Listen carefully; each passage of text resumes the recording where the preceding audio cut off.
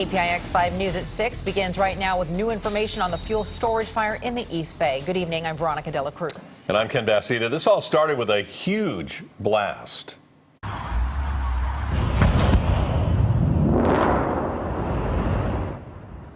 The even bigger question this evening, how did this happen? Authorities have now served a search warrant at the New Star facility in Crockett. Local, state, and federal investigators looking for evidence that could point to the cause of yesterday's inferno.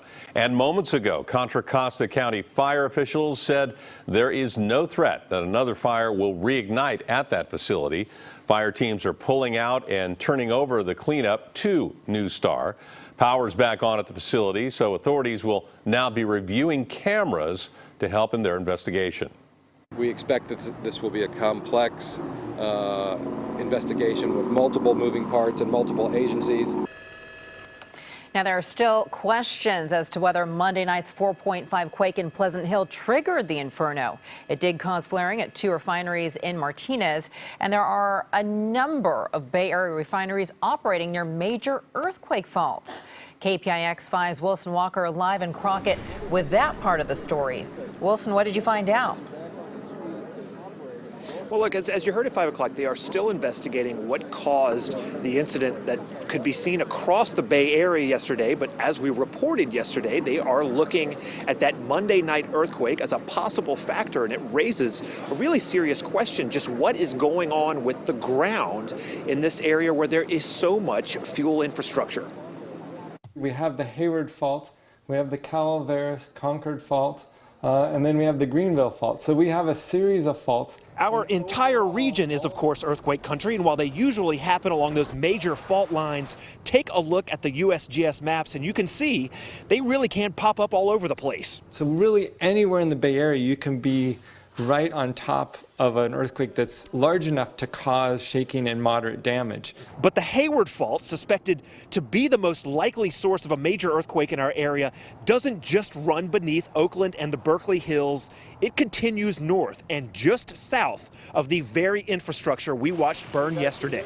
Right, the Hayward Fault extends all the way up, and we've mapped it onshore all the way through Point Pinole, and recent work has mapped it across San Pablo Bay and connecting up to the Rogers Creek Fault on the other side of the bay. It was blocked off. You couldn't get back and forth. Traffic was backed up and a lot of smoke up in the air. Armand Hebert watched the New Star explosion from Rodeo. He says the fire and the earthquake have people talking and thinking about the neighbors. If you have an earthquake and it's shaking, obviously everybody's affected. So if anything shakes or rattles or gets too bad, that, you know what I'm saying, things could happen. I mean, we all have to look at that and wonder, what if? And the fuel refinery and storage facilities here on San Pablo Bay, just some of the infrastructure that straddles the Hayward Fault all the way down to Milpitas. Both industrial facilities, transportation facilities, electrical utilities, water, all of those things cross the Hayward Fault, and in many cases run along the Hayward Fault in various locations. Bart, running along on your television screen there, obviously one that comes to mind. A lot of water moves around the Hayward Fault as well, so many critical infrastructure systems that could be vulnerable in a major earthquake. The area where we're standing, just one of them. Again, the investigation into what happened here at this facility is still underway. We are live in Crockett. Wilson Walker, KPIX 5. The New Star storage facility has to deal with fewer regulations than refineries. The Chronicle reporting the health department audits the site once a year, and if a big earthquake was to hit the area, health officials are not required to check on the facility. That would be left up to the company.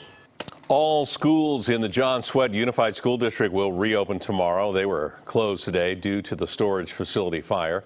And for continuing coverage on this developing situation, go to our website, kpix.com.